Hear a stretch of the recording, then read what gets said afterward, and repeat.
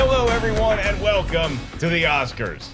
This is it. This is how I dressed for the Oscars. These are the superhero Oscars. It's a special episode of Movie Talk that we wanted to bring you guys because it is the season of giving out awards to the best movies of the year. But you know, sometimes you look at a great superhero flick, like a Logan or a Wonder Woman, and you say, well, that got snubbed at the Oscars. That should have been nominated for more things. So what we decided to do is have the all-time superhero Oscars right here on today's show. These are going to be the best and the brightest in the world of superhero movies from way back when all the way to present day, and we're going to give a fake statue to each and every one of them in the 6 biggest categories. Here to help me decide who's getting a statue is this incredible panel. Right over there is Mr. Dennis Tzeng. Hey, I'm excited to do this because I've been talking about how I feel like the Oscars are biased against superhero movies, so we are rectifying that situation with our own Oscars. You know, I'm a big fan of every panelist here, Dennis, but I think that you might have taken this list the most serious. Yes, I treat this seriously like this is the real Oscars. We're talking about the performances. We're talking about Best Picture. I wish we could have gone into like cinematography and all that other stuff, but we only have time for this. Well, we'll see how this vid does, and then maybe we'll get into those other categories next week. Perri Nemiroff is also here. How you feeling, Perri? I didn't take this list seriously at all. I don't take any award show seriously. I think it's one big joke. Whoa, I think that's the most I've ever lied in one breath. You love the Oscars, I and you get excited about this and I'm stuff. excited about this, even though it's not the real Oscars, just being able to sit here and talk about superhero movies that we love, especially coming hot on the heels of that top 50 list. I'm in the mood to do this right now, and I'm excited about it. That's right. Well, you bring up the top 50 superhero list, and your guys' participation will help us decide who actually wins here, because we're going to present our nominations today, and then it's going to be out to you in the Twitter sphere to vote on who you think is the best in all the 6 major categories. Doing the nominations for 2 of those categories is this young stallion right here, John Rocha. That's right. I got my conspiracy theories already ready to go. For this show? I got He's got everything. I got feelings. I got issues. I think there's stuff going on here. Little subterfuge, but we'll see as the list goes out where the patterns are. I'll be watching. Subterfuge. That's a $10 word. Well, right. Here to read off the first nominations are Warren Beatty and Faye Dunaway. No, Come on God, out. I'm told that they could not make the trip to downtown Cincinnati, where we broadcast each and every day. So instead, we are going to go to the Best Supporting Actress. Now, before we get to that, I do want to remind you guys once again, you're going to hear 5 nominations, and the nominations were totally compiled by the brain that is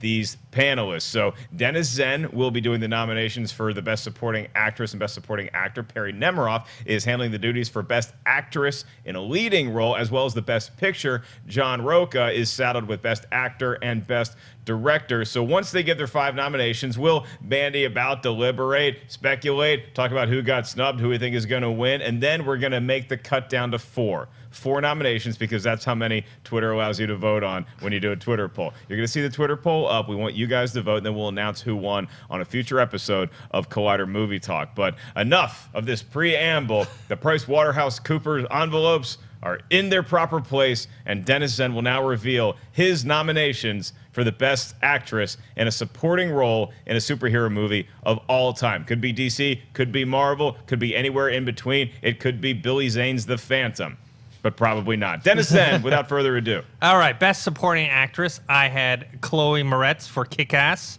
I had Scarlett Johansson for Captain America: The Winter Soldier. Gwyneth Paltrow for Iron Man.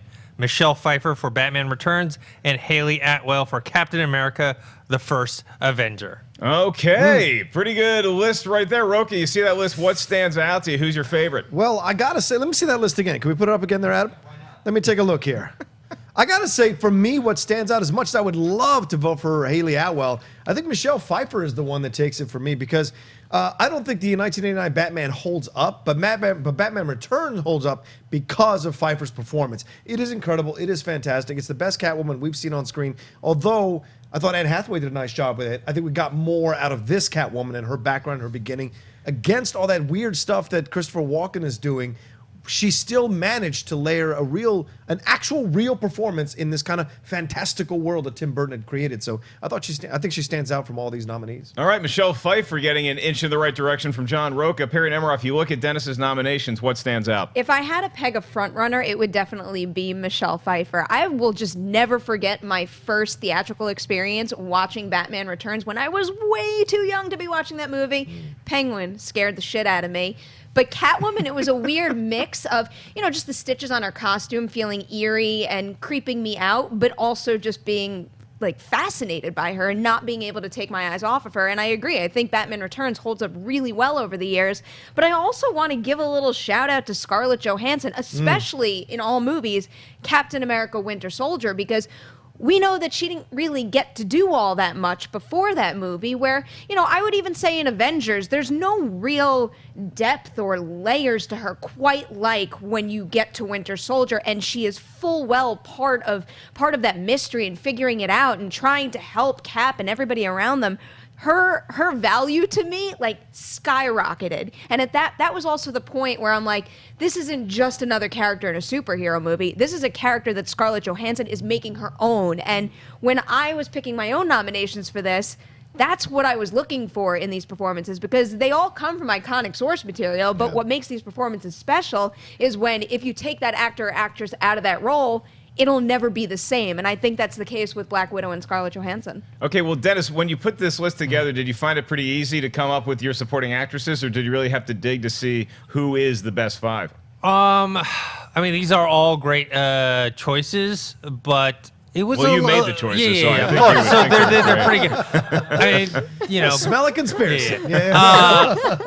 But it was a little more difficult because, if we were being honest, there's just far fewer roles for females in these superhero movies, both in the lead and in the supporting. So you had less to choose from, even though there are fantastic actresses and performances. You had to really kind of think of it and try and find roles for women that weren't just there just to be there. Right. I'm thinking about this list, and I haven't seen the nominations yet, so this is all news to me. I'm not sure where Lois Lane factors in. I'm not sure if you would consider Margot Kidder a lead role in the original Superman, or if you give I think Amy Adams is probably supporting actress in Man of Steel, so I think that could be considered a snub. But the other one I was thinking about, I'm not sure which movie you would nominate her for, but somebody else who played Catwoman is Halle Berry. I'm not nominating her for Catwoman, but she's pretty damn good as Storm, especially in X2. So I think that might be somebody on the list that maybe got left off unfairly. Perri, which way are you looking as far as snubs? I have 2 snubs that came to mind. One is Zoe Saldana in Guardians of the Galaxy, and also Guardians of the Galaxy Volume 2, because that's another character that easily could have gone through both of those movies, basically being Chris Pratt's love interest. And thanks to the Nebula storyline and the Thanos connection, she makes her so much more than that. Yet she still manages to actually convince you of the chemistry and that kind of romance, but she's also a totally capable hero. And I really just took to her on my first viewing of Guardians and many more after. Then I would also say Jennifer Lawrence. And I have a feeling, I can't speak for you, but if I were making this list, I would likely leave Jennifer Lawrence off the list. In X-Men? Yeah. I would likely leave her off the list strictly because I think she slept through Apocalypse, and that almost ruined the character for me. But I think she's really good as Mystique in both First Class and Days of Future Past, and deserves credit for that work. Okay, I might, if you're looking at Days of Future Past, Rocha, I might go with Ellen Page over Jennifer Lawrence for supporting actress. As far as snubs go, who got left off the list unfairly? I like, this is kind of a crazy choice, but I like Morena Baccarin in Deadpool. I think she's fantastic in that movie. That's a good one, Yeah, their romance, I've said this numerous times, that romance is what sells the movie to me. Yes, he's a superhero. Yes, he goes through his go-through, but their romance is one of the purest romance you'll see in any movie. They accept each other exactly for who they are. Depravity or not, that's a subjective term, but they found a connection with each other, and they meet each other in the middle, and they have a great romance, and that's what inspires him to do what he does. And at the end, they even have that great little moment at the end. And when do you see romantic kind of comedy in superhero movies? It's really tough to do, and I think Morena really did a fantastic job with that. And you just said it already, I would have thrown Ellen Page in there as well. I think Ellen Page is always solid when she shows up, especially in Days of Future Past. They give her a lot to play with in that movie. Okay, well, we're giving you guys a lot to vote on right now, but we do have to make a cut here live on the show because I don't know that Twitter is ever going to expand from 4 to 5 to having one poll, so we got to make a cut here. Dennis, one of your beloved Best Supporting Actresses is going to get chopped right now. Rocha, which one are you saying should be left off the Twitter poll and not eligible to win the Best Supporting Actress? I think it's really tough for me to do this, but I think I have to take off Chloe Grace Moretz. I think as great as she is in Kick-Ass, no, I'm sorry, Paltrow. Oh, my. Paltrow's got to go. Sorry about that. Mark's head. I couldn't To see over Mark's head. literally kick you off the pan. Sorry, I couldn't see over Ellis's head. Yeah, Paltrow is the one you choose here. I think Gwyneth does a good job with Pepper Potts, but there's not much that she does, and there's not much of the inner exploration that she does with her character, which maybe we'll see that change as this goes along in Infinity War. But I think she's the one you remove. Everyone else really brings it and gives as good as they get in the film, and at times overcome or supersedes the male lead in their films. I don't have a big physical head, just a big metaphorical one. Yes, Perri I- Nemiroff, I think I'm kicking Paltrow off the list. So she's fine as Pepper Yeah. Potts. I don't see that as standing out along with the rest of these actresses. Looking at this list, I thought it was obvious, and when you said Chloe Moretz, I'm like, Yeah. no She might way, win. Rocha, Sorry, no sorry, way. sorry. I mean, really, I think Chloe Moretz is freaking fantastic Yeah. in that movie, and that is one of the most well-deserved jump starts to a career that I can think of off the top of my head. But not that I don't like Gwyneth Paltrow in that role, but especially when you connect it to the first Iron Man, there isn't all that much to her in the first Iron Man. I really don't think it was until Iron Man 3 that I started to get a little more invested in Pepper Potts and what she was thinking and her running the company. So she was kind of not the greatest part in Iron Man for me. So I think it's a pretty easy choice to kick her off the list. Yeah, it was between her and Haley Atwell for me. If it was a lifetime achievement situation, I would keep Paltrow on the list. But I think we're going to cut Paltrow, Dennis, and then we're going to go with those top 4 actresses. So that is going to be the Twitter poll vote on who you think deserves the Oscar for the best supporting actress in the history of superhero movies. Will it be Chloe Moretz and make Rocha upset, or will it be somebody else? Let's move on to best supporting actor. Dennis, you also have those nominations when you're ready. All right, we have Heath Ledger in The Dark Knight, Patrick Stewart, Logan, Michael Fassbender, X-Men First Class, Tom Hiddleston, Thor, James McAvoy, X-Men Days of Future Past. I love what you did here, because basically you took what is arguably the greatest comic book performance in history when Heath Ledger posthumously won the award, and you took 4 other movies that have come out since then. So now it's like a new batch of competitors to have going up against Heath Ledger's iconic performance. Which one of these things stands up the best against the Joker, Rocha? Against the Joker, those 4?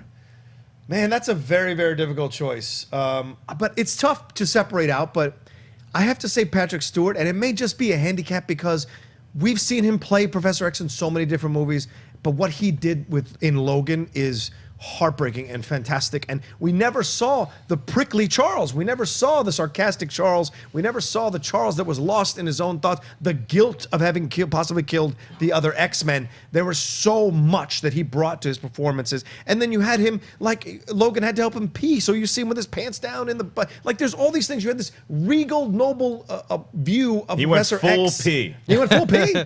But you see that with Professor X, you see this regal, noble Professor X, and you see him reduced down to what everyone goes through eventually, which is old age. It catches up to everybody and how he deals with it. And I think he's fantastic and heartbreaking, and especially when he wakes up and it's like, I've had the best sleep I've ever had in my life. I see things more clearly. I know what you're doing. And then he dies. It's incredible. Just so everybody keeping score at home, you've seen Logan how many times now? 31. I saw it again this morning. 31 I saw it times. again this morning. I texted Perry about it. He did. 31 times. Hope your 2018 picks up. Do you see anybody on that list that maybe didn't deserve it in favor of somebody else? Who got snubbed? It's a tough conversation to have about snubs, but I don't know if anything jumps to mind. Okay. Why don't you guys go around and I'll think about it. Okay. Yeah. Why don't you put your adorable little noggin to use and think about somebody who got snubbed, and in the meantime, we go to Perri Nemiroff. So I still think that Heath Ledger is the clear front runner in this, because Patrick Stewart is excellent, and I really do. The more I watch Logan, which is not as many times as Rocha's seen it, the more I watch that movie, the more I think he really did deserve maybe not a nomination, because I also don't want to pull any of the actors who got the nominations out of the equation, but to be a little more seriously in contention than he was. But Heath Ledger is just on another level. It's just, when I think about, that cliche idea of an actor losing himself in the role and just taking it to a whole nother level, I really can't find many people out there who can compare to what he did with this character in this movie. The other thing that stands out to me on this list, which I think is one of the coolest things, especially given the fact that in this industry we're constantly getting reboots, remakes, going back in time, all this stuff, is that we have 2 Professor X's on this list. That is so Cool. We have 2 Professor Who would've X's guessed? and only 1 Joker. That's my question to you, Dennis. So we only have the Heath Ledger Joker. Yes. No love for Cesar Romero, for Mark Hamill, for Jack Nicholson. I really thought I would see Nicholson. in Best Nicholson was Supporting up there, Actor. but you know, Gene Hackman is Lex Luthor. I took this very seriously, and I looked at the performances and who I thought delivered. I mean, Jack Nicholson was right up there. I almost put him in there, but I just thought, and especially as you see, I put Michael Fassbender from X-Men First Class and James McAvoy Days of Future, separate movies that they were both in together, but I thought Michael Fassbender, his performance in First Class was better, and then in Days of Future Past, James McAvoy was kind of the standout there. You know, I disagree with Perri about Patrick Stewart because I think he deserves an Oscar nomination. I could take out some people from there. So obviously Heath Ledger is the front runner, Dark Knight. You can't say anything bad about his performance, but Patrick Stewart is a dark horse. It is not to be overlooked. 2 snubs. Are we ready? Alfred. We were ready no. 2 Okay. minutes ago. Alfred Yeah. Molina in Spider-Man 2. I think he's Ooh. fantastic Yeah. as Yeah. Doc Ock. Ooh. That's a tough one to leave off. Yeah. He is really heartbreaking in that movie because he is being taken over. He doesn't make an active decision to become a villain. He is overwhelmed by what happened to his wife, and then also his work being misused, and so it drives him. So for once, you have a villain that's sympathetic, like you understand, and you don't hate him necessarily because you know that he's caught up. And the other one I would say is Bradley Cooper's work as Rocket Raccoon. That's what I had. Yeah. I mean, Yeah. he's just so. It's a voiceover work, and yes, it's a creature, and yes, it's animatronics or CG, whatever they're doing. But the voice, you have to respect the voiceover work. He brings it to life. Those moments when he's getting called a record, like you see him be really hurt and vulnerable about being called these things. Because what was it like to grow up as a scientific experiment? And that's why he has. You combine the small man complex and you combine the fact that no one thought he could ever be anything. You have those 2 impetuses driving him with everything he does, which is why he gets too emotional. He flies off the handle sometimes, and he gets in some situations he does. And Bradley Cooper does an incredible job doing that in his voice. Okay, so who are we going to kick off of this list? I mean, this is a tough one, and I do applaud what Dennis did, really getting deep into the X-Men lore, looking at the best performance in each movie, because I agree with you. I think Michael Fassbender is the biggest competitor to Heath Ledger because he is so good. First Class is not my favorite X-Men movie, but his performance in that is so good. I think his best Oscar-y moment is at Apocalypse when he's in the woods and he's just, screaming to the start. But I think his best performance would be First Class. I don't think anybody's touching Heath Ledger, so who do you have to kick off this list, Perri? Well, first, I am so delighted and pleasantly surprised that you pegged Bradley Cooper. I don't know if it would be a joint nomination between Bradley Cooper and whoever's responsible for the onset. See, which that's I why think I was Sean. that's why I didn't nominate him. I think that because was it's Sean just Gunn in the first It's the one. voice, and it's not. You know, performance is everything. It's got to be the eyes, your mannerisms, you know what I mean? So Well, let me call Andy Serkis real quick and see what he has to say about You that don't here. have his Yeah. number. Well, for me, I would have to eliminate. So I'm not eliminating Heath Ledger, Patrick Stewart, Michael Fassbender. So now I'm down to Tom Hiddleston and James McAvoy, and I think I'm going to give the edge to James McAvoy and keep him in and give Tom Hiddleston the boot, just because if his nomination is associated with Thor, even though we're talking about specific performances here, I do think that the movie overall does affect that performance. Not that he isn't good in Thor, it's just if I have to remove one, I think that's who I'm going to remove. Yeah, and I think Hiddleston really came into his own as Loki and really got a chance to be more of the character that we know Loki now to be in the Avengers over Thor. He might have had a little more meaty of a role in the first Thor, so I tend to agree. It's so hard to kick Hiddleston off this list because he is so good as Loki. How are you leaning? Yeah, I would take Hiddleston up only because of the choice of movie. If you'd give me Thor Dark World, then I'd have been with you because Loki goes through that emotional journey with the loss of his mom. It is the one person that accepted him in the whole family, and you see him, and it is what ends up motivating him to team up with Thor, which no one saw coming. And it's such a great turn, and Hiddleston does a great job when he's sitting in that room all by himself, just all lost in the death of his mother. That's a really difficult thing to play in a superhero movie. It's really well done. But because of this, I would say you have to remove him because I think McAvoy, what he goes through in Days of Future Past is a lot because he's confronting what Logan's doing. He's having a crisis of conscience and confidence himself about what he does as Professor X when we find him in Days of Future Past. So there's a lot more of a journey to go through with him, a lot more acting going on from McAvoy there. Okay, so Hiddleston. It's weird to say that Tom Hiddleston is not going to be on the Twitter poll for the best supporting actor, but great choices by Dennis N, who did not have a crisis of confidence. Thank you for your nomination. nominations, and now we move on to the best actor in a leading role. And for that, we go to our own leading man. I'm told he's not available. We're going to go to John Rocha instead. There it is. I love you, It's buddy. constant. All right, let's take a look at it. Best actor. Let's see. Can we bring it up there? We got Hugh Jackman as Logan, Robert Downey Jr. in Iron Man, Christopher Reeve in Superman, Chris Evans in Captain America Winter Soldier, and Michael Keaton in 1989's Batman. Whoo, boy, so Yeah. you had to pick your favorite Superman, your favorite Batman. That's the opening question I have for Dennis and Perri. Did he get the right Batman in there with Michael Keaton, or are you more Christian Bale, Val Kilmer, George Clooney? Well, definitely not George Clooney and Val Kilmer, but Michael Keaton's a great choice in there. You could make an argument for Christian Bale's character because I thought what he did with Bruce Wayne, I think, was something different. And there was a lot of layers to his performance in there, that kind of obsession of Bruce Wayne. So, not that it's a snub, but I could see Christian Bale in this category. Okay, how about you, Perri? You see Michael Keaton maybe as the front runner in this category, or do you see somebody else emerging? No, I definitely don't think he's the front runner. With the Batman question, though, that stresses me out because I always say Michael Keaton is my Batman just because that's the Batman I grew up with, and that's basically who shaped my version of what Batman is. But if I were picking best performances for this category, I would have put Christian Bale in there over Michael Keaton, if that makes much sense. But that's where my gut guides me. You taking your Batman Begins, Christian Bale, or No, I would Dark Knight, take Dark Knight. Okay. I would take Dark Knight. Oh, I got something to say about that. All right.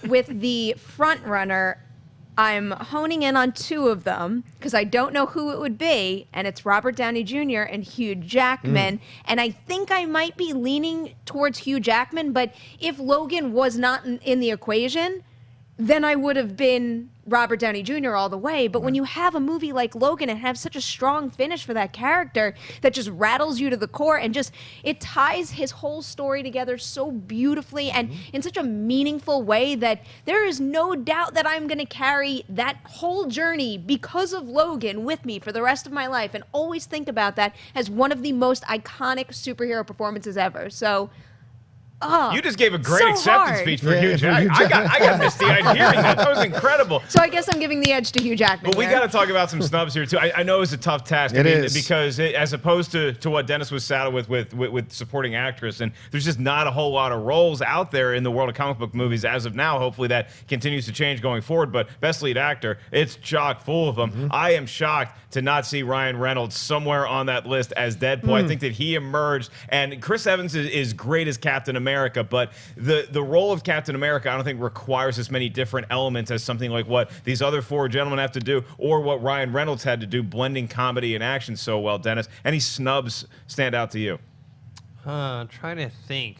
Yeah, Ryan Reynolds is definitely someone that could have been considered, but it's tough too because then you're bleeding into that category, and this happened with the actress and supporting actresses.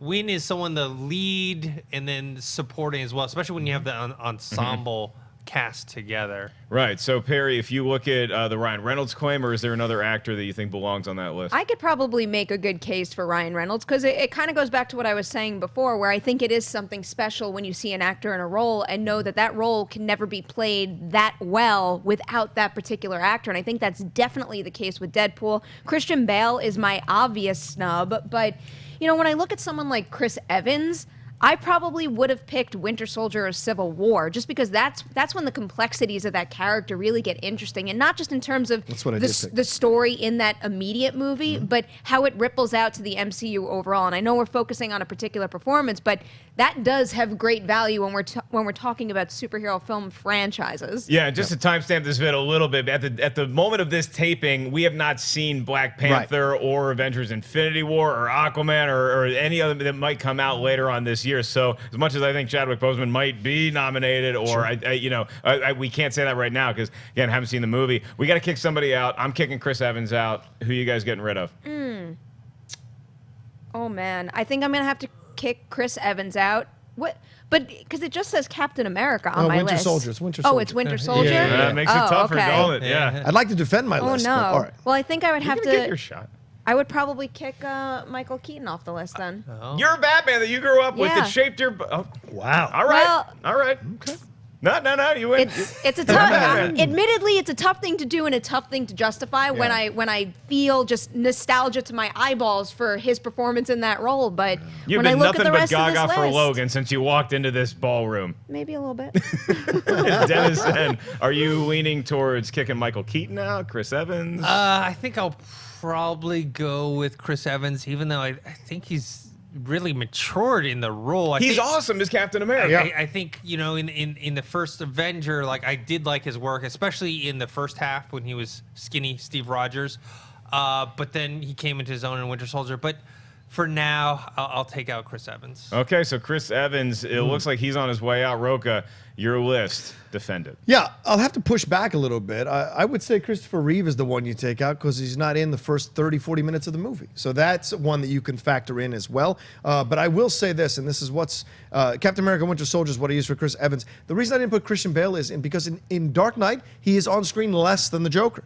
In Bane, in the Dark Knight Rises, and then in the first one, the villains seem to always supersede what Bale is doing, and you don't sense that with Keaton. Keaton gives as good as he gets with the Joker and as good as he gets with Catwoman. And with the Penguin. So I feel like Keaton brings more to that role, which is why I thought he was the better choice for Batman. Bale does more in terms of there's some emotions going on with Bale, but we don't really see him broken. We don't really see him question himself quite as powerfully until Dark Knight Rises, and that's almost near the end of the trilogy. So if you're using the performance, I think Keaton does more with Batman from beginning to end. And Jackman is my choice number one because I love him in Logan and I think he's the better performance. But Robert Downey Jr., I think people don't talk enough about what he did in Iron Man, and there's a lot that he goes through. The struggle with his dad, the struggle with building confronting his own cockiness, his own conceitedness about being a rich boy and what he can turn into,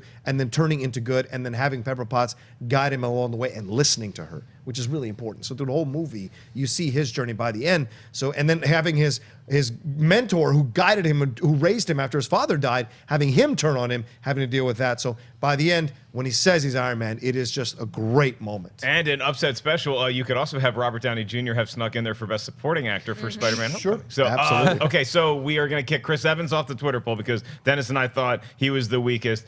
You were half Chris Evans, half Michael Keaton as Batman. Tis a fair choice. And tis a fair person I'm speaking to. And now we do turn the spotlight on to Miss Perri Nemiroff because she has your nominees for the Best Actress in a Leading Role. Okay, so before I even read these nominations, I do have to give a disclaimer because I know everybody's all excited about Wonder Woman this year, and it's freaking great that it's getting so much recognition and that we do have this great female-led superhero movie, but never has it been more apparent to me than when I was compiling names for this list that it is a major problem that there are no true leading roles for women in superhero movies, because the problem we ran into here is that if I strictly focused on people who were legit leading a superhero movie, I simply would have had to just include anybody who was the title character in a superhero movie. And I didn't feel right just nominating someone simply because they were in it. So what ended up happening was some of my choices, technically would be supporting performances. So that's why certain people might have felt like they were left off Dennis's list because they're on my list. Fair enough, yeah, and a valid point, well taken. We need more of the Wonder Womans and the Captain Marvels going forward if we're going to keep doing these Absolutely. superhero Oscars. All right, but right now I'm going to give this honor to Gal Gadot for Wonder Woman. I have Daphne Keane for Logan, Margot Kidder for Superman, Yay. Natalie Portman for V for Vendetta, and lastly, Margot Robbie for Suicide Squad. A lot of Margos on that list. She was great in Suicide Squad. I think the overall movie or the quality thereof, or lack thereof, may affect whether she remains in the top 4 to get onto the Twitter poll. But as great as Wonder Woman is, I think Margot Kidder is so good as Lois Lane in that first Superman movie. You nominated for the first Superman movie? Yes, this first one. And so that might be my odds on favorite. But then you think about what Natalie Portman did in V for Vendetta, and that's almost like if you had nominated Brandon Lee from The Crow, where it's like, oh, that's a different take, but it's worthy of being mentioned in there. So when you see this list, which way are you? listen, you make great points, Mark. But Gal Gadot is my choice. I think the journey she goes on in the movie is incredible to watch. And, you know, I was one of those people that wasn't 100% on board with her playing Wonder Woman, even after BVS. And so to watch her play the childlike innocence without playing it as a stupid person or a person who's not aware, her naivete was not born from a place of being stupid or unaware of the world. Her naivete is born from a place of just not having experienced it, but she brings her morality, her strength, her principles, her nobleness through every scene in that movie, and fights back and pushes everyone else to step up to the plate and do what's right. And that's really difficult. And so by the end, when she suffers the loss that she suffers, we see her go through that loss and see it change her, see her round her out as a person. And she's so much stronger by the end. We have that nice moment when she looks at the picture and then she's there back in present day, and it's fantastic. But Margot Kidder would be my second choice. Man, that woman is incredible in that role, and she's still my Lois Lane. She will always be my Lois Lane. No one will ever come close to that. She is just the perfect Lois Lane. Her strength through every scene. When she's who's got you got me, who's got you, you know, these little lines that she has throughout the whole movie that are really great. And then when she's falling in love with Superman, it's so believable. And yes, you have the cheesy flying sequence when he's like, do you, whatever the song is by Melissa Manchester, you flying through and coming back down, but she's in love with, and then her death, what it sparks in Superman at the end, it's incredible. And it's because she's such a dynamo. She's in these positions because she's driven to be a successful reporter, and you see that go through in every scene. And no one gets the best of Lois throughout that whole movie, and it's fantastic. Okay, so Dennis Zen, which way would you be leaning for your front runner for this category, and then who you thinking maybe have to be left off? Okay, I think Frontrunner is kind of a two-horse race between Gal Gadot and Margot Kidder. Okay. It's tough because what Perri was talking about before, it's like if you really looked at this list, really both Gal Gadot and Natalie Portman are the only two true leads for the movies. But then when you want to think about actual performances, and let's put aside how much screen time or if there's a central character or not, then you start getting into, okay, I would go with Margot Kidder. I think that would my choice is the front runner. As far as who I'd take out, I'd probably take out Margot Robbie just because out of all of these, she's probably the least lead role, I guess. Not that she didn't do a fantastic job as Harley Quinn. In that movie, it's the most ensemble, too. I mean, because even though you don't see a whole lot of Daphne Keane in Logan towards the beginning, their relationship really manifests itself as key towards the end. So, and she becomes the lead in the movie after Stewart dies. Sure, she becomes the lead. In the movie. So, are you also getting Robbie out of there? Yeah, I'd have to, and agree. She's a great Harley Quinn, but it's too much of an ensemble piece for her to be standing out to be the lead actress. Yeah. Perri, any final? So when I was putting this list together, obviously that last spot was the toughest one to fill, and given the issues with Best Actress and Best Supporting Actress, I kind of put myself in a little just performance bubble, and she really does stand out to me, and it would be a shame if they don't greenlight another movie with her as the lead in that character, because she has so much more to bring than what she was able to bring in Suicide Squad and made such a strong impression, even though I didn't really love the movie overall. So it pains me to say it, but I would take her out as well. And for me, the frontrunners here, it's so hard because Natalie Portman's transformation in V for Vendetta is incredible. Then I look at Daphne. One of the coolest things about Logan, and specifically Daphne Keene's performance when I watch it, is every time I watch it, no matter how many times I watch it, the first time I see Daphne Keene on screen, I'm always like, why does she look so little? She looks like a little girl. And then sure enough, when I get to the end of it, all of a sudden she becomes like this formidable force again. And the fact that I can experience that transformation over and over is so exciting. But I would give the edge probably to Gal Gadot simply because I think she is the only true lead of the ones I have left. But Margot Kidder in Superman, it really is something special. There's just something about the charisma and the charm that she brings to that. It's like, you know, when you go to a party and there's just someone that lights up the room and everybody gravitates towards them. Thank you. I was looking in his direction. Thank you very much. All right. So when you see Mark Ellis in a room and you just gravitate toward, but that's kind of the effect she has on that movie where you just want to be around her in that role. And That's so special. I think my scale is tipping towards Margot Kidder. Well, I have been called the Margot Kidder of parties before, and that's both a good thing and a bad thing, depending on which party it is. John Rocha, we're going to go back to you for the Best Director nominations. Who's on the list? Who got snubbed? All right, well, Christopher Nolan starts us off here for The Dark Knight. Patty Jenkins for Wonder Woman.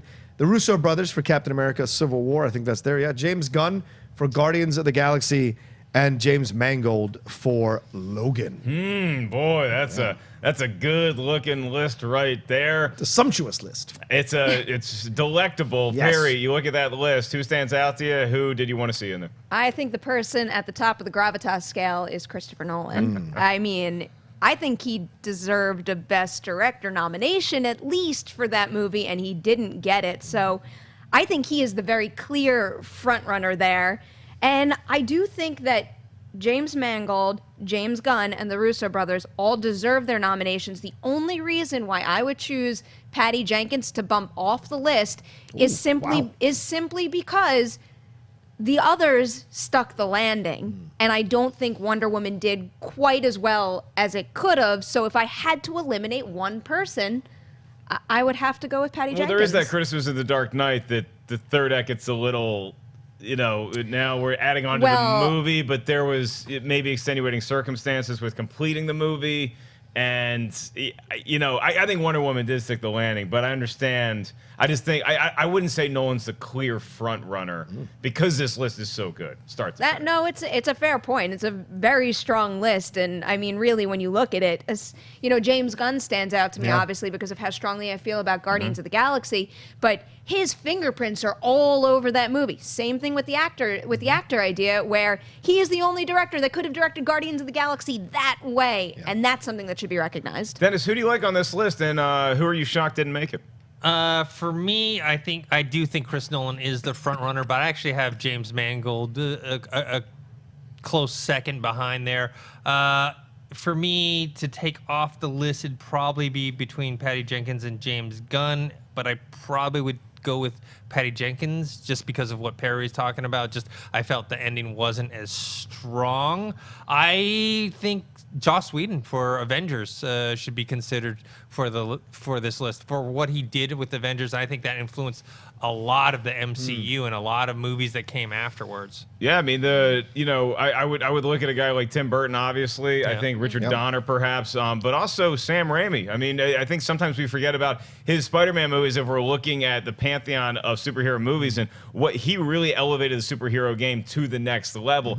I am actually a big fan of your list. So as much as I would love to throw barbs of it, I think you might have gotten the right five. Who got snubbed in your opinion, Perri? I actually went to Brad Bird for The Incredibles, and I don't want to rehash the whole can you compare an animated director to a live-action director, but if we are strictly talking about superhero movies right now, I think it is fair to put him in the mix because The Incredibles is... it is an incredible movie, and the way it embraces themes of family and just the idea of what it means to be a superhero. And really, when you think about the visuals, and there's a lot of people in play when you have there's a lot of people in play when you make any movie for that matter. But when you look at just the visual style and the direction and how well paced that movie is, Brad Bird deserves a lot of credit for that. So I think I would put him in as my snub. But I heard it wasn't a superhero movie, according. We're not doing that. Are we hashing that out? I like to hash that out. Is Unbreakable a superhero movie? I'm not. John Rocha did a really good job directing that one. We do have to say goodbye to somebody. Yeah, it's really tough. I think I have to give it to the panel, like whatever the panel decides, because it's really hard. They're all your children at this point. Yeah, I don't want to kill any of my children, to be honest with you, because I can make a case for Patty Jenkins that she took a female-led superhero that people have been waiting for 75 years to see on screen and really knocked it out of the park. You look at the box office, you look at how it's affected people, how it changed people, how it changed the dynamic, and how it saved the DCU in essence, what she did. So there's a lot to defend with Patty Jenkins. But that being said, I think I do have to go with the panel a little bit here and say that she's probably the one that will have to get taken off because what the Russo brothers do in Captain America Civil War is incredible. To put that many superheroes on screen and make it work, give them all time to build storylines, to connect with each other, and we're constantly moving from place to place, and at no point are you bored or disinterested in what's happening, and you're excited to see what's going to happen next. And with Guardians of the Galaxy, James Gunn, what he was able to do that took heroes that nobody heard of, and then create this incredible world that's so filled in and lived in and enjoyable to watch at different planets, different species, all that kind of stuff, and what they go, and this team coming together. And of course, Dark Knight is incredible. It is the greatest superhero film made for now. And Mangold and Logan, yes, people push back and say, well, he also did Wolverine, the last Wolverine. But yes, but that's studio interference in those last 20 minutes. Everything up until the last 20 minutes is incredible. And that's what he did with Logan. The studio finally stepped aside and let him do what he wanted to do with Wolverine and Jackman. And it's incredible. And he has to be lauded for that. Okay, so good defense of your list. And you guys are you both going Patty Jenkins? Yeah. Is off? We Okay. are. I was between Patty Jenkins and James Gunn.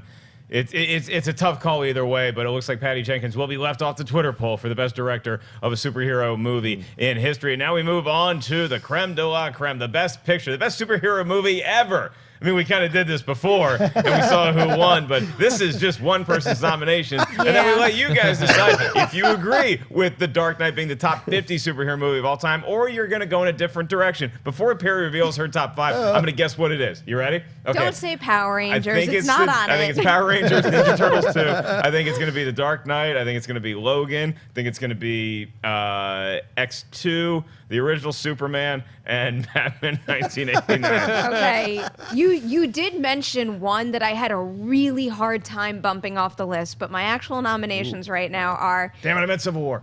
Captain America Civil War, Nice. Captain America The Winter Soldier, Whoa. The Dark Knight, Guardians of the Galaxy, and Logan. You millennials.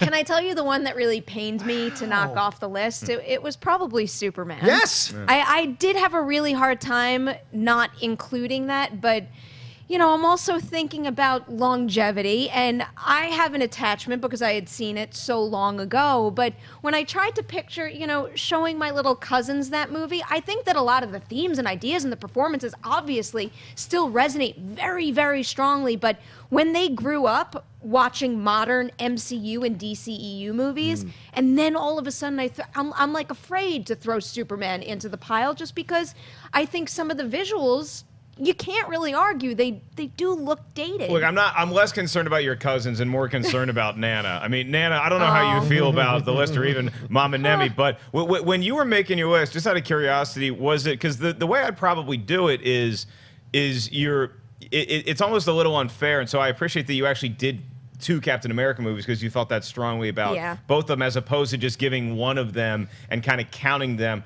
Logan is an X-Men movie, and so I thought maybe X2 or Days of Future Past would make it up there, but it's really hard to take multiple movies from one franchise. It is hard, and it's hard not to be influenced by that either, because when you're thinking about just Best Picture, you want to just isolate it to the Best Picture, but we're also playing in a field right now where connectivity is a major thing. And you know, when it came down to picking a Captain America movie, I really couldn't choose between Civil War and The Winter Soldier, because they're both phenomenal films, and they also have a different feeling, and they also mean something different for the MCU, and also have really strong contained stories all on their own, and further Captain America's journey as a hero so much that it was impossible to just pick one or the other. And then I thought to myself, why am I even doing that? I love both of these movies. I'm going to put both on the list. You realized you had autonomous, absolute, I know, really. unstoppable. Well, I mean, admittedly, that's why Guardians is here too, because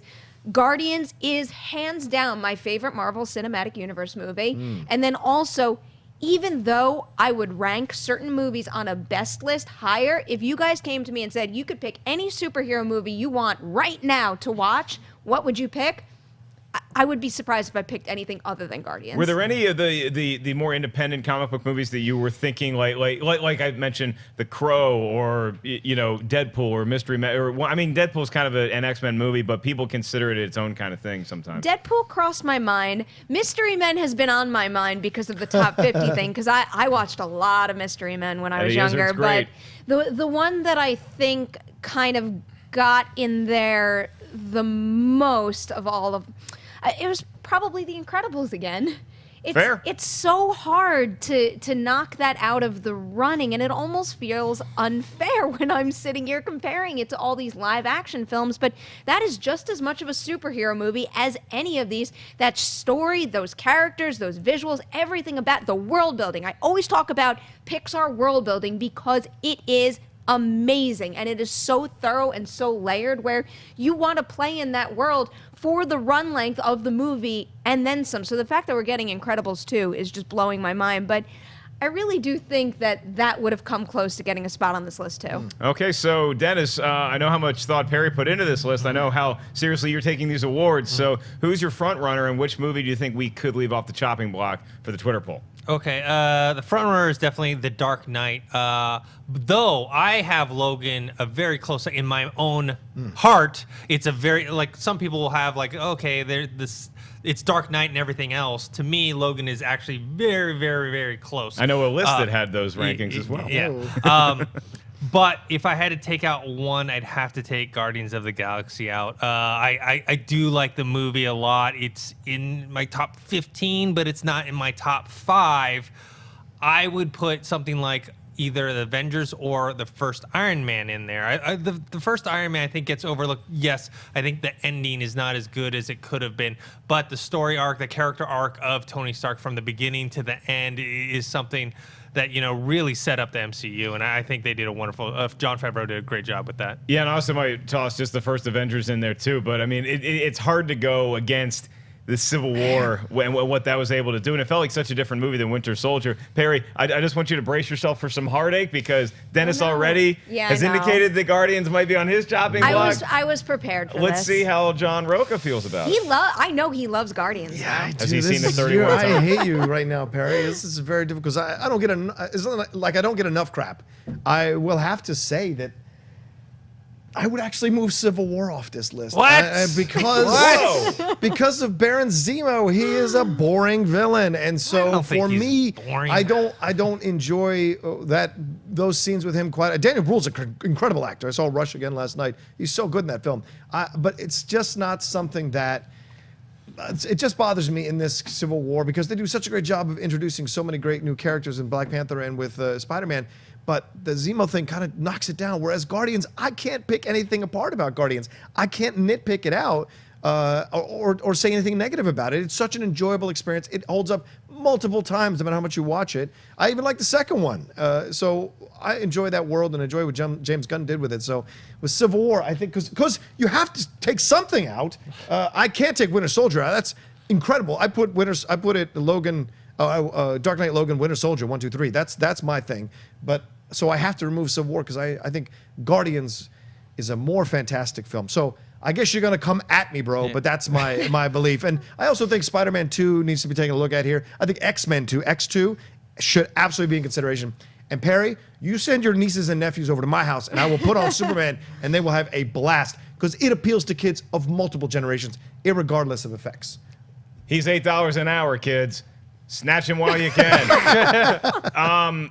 This is going to get real interesting because I could break the tie and make this nice and easy and say, oh, yeah, I think Guardians can get out of there. I think Civil War can get out of there. But I'm kicking Winter Soldier off the What? top. Oh, no. I'm kicking Winter it's a great movie. I acknowledge its awesomeness, but if I'm looking at this as the nominees for the best superhero movie of all time, I think Winter Soldier could belong in a top 10 fine. And look, Guardians is not the best movie by any stretch of the imagination, but it's just such a great entertainment experience that I am happy that it was included in the list, so I'm keeping it. So Perri, you're now the tiebreaker. Perri has to break her own. Perri has to break her own. Yeah. Oh, no. Kill one of your babies. For a broken heart. No. You just didn't know this is the twist. I really never expected a scenario where every single person on this panel didn't pick Guardians. Will you have to kill Guardians of the Galaxy?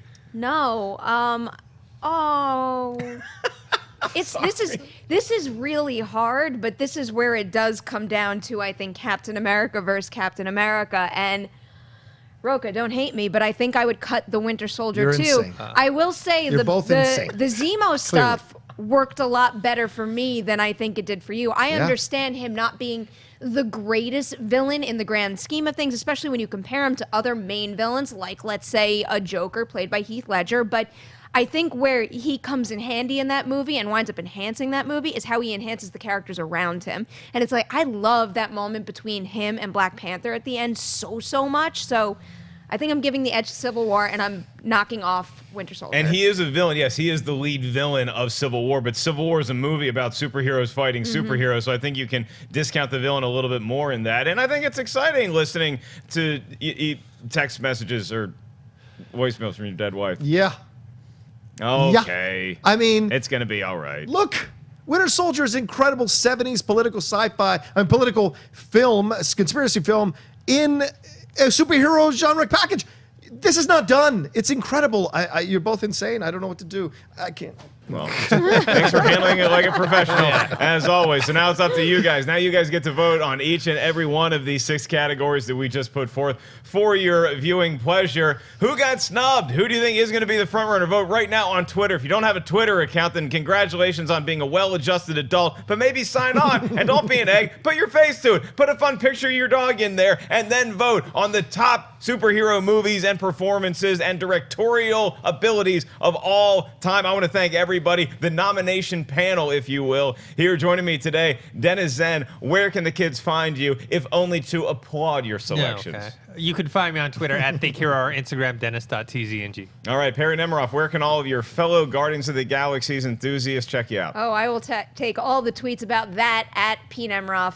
Be kind, guys. And John Rocha, when you are not watching movies, so you watched Logan this morning, you watched Rush last night. I appreciate how many movies you watch. You're getting out of the house every now and again, right? I do, of course. I come to the job, and then I leave the job. This is me leaving the house every once in a while. No, at 9 o'clock, 10 o'clock at night, you got to watch something. So you guys can follow me at The Rocha Says. I think the next step is doing commentaries on these movies I watch, so that may be coming soon. So follow me there on Twitter and on Instagram. Tell you what, we'll go for a walk to Panera across the street. How'd that be? Thank you. Get you some vitamin D in your life. I'm merely Mark Ellis. You can find me at Mark Ellis Live, upcoming stand-up comedy tour dates, markellislive.com, and we'll see you real soon for another all-live episode of Collider Movie Talk. Hey everybody, Mark Ellis here. Thanks for watching this episode of Collider Movie Talk. You want to watch more? Then click up here, or you can click right here for more great content from Collider. And if you haven't subscribed to Collider Video, do so right now and share this vid with your friends. Thanks for watching.